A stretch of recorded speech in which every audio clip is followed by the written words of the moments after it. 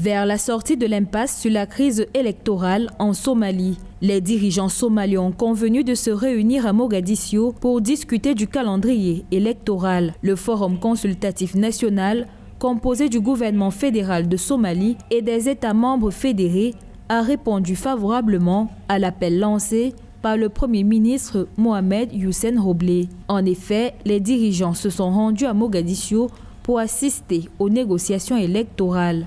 Il est donc important pour l'organisation de ces élections qu'il puisse avoir un consensus politique, un accord global inclusif impliquant tous les dirigeants régionaux, notamment des États fédérés, pouvant aboutir alors à des élections apaisées, loin des tensions post-électorales, qui doit pouvoir être une étape décisive dans le cadre de l'ouverture de la transition démocratique en cours en Somalie pour pouvoir aboutir à un président élu au suffrage universel, jouissant d'une légalité et d'une légitimité tout à fait incontestable. Pour les autorités somaliennes, cette rencontre devrait conduire le pays à des élections transparentes et convenues d'un commun accord, tout en exprimant leur optimisme quant au fait que les pourparlers aboutiraient à un consensus sur la tenue d'élections et renforceraient la paix et la sécurité dans le pays. Les pays et organisations soutenant la Somalie recommandent d'ailleurs aux dirigeants somaliens de faire des compromis constructifs pour parvenir rapidement à un accord consensuel.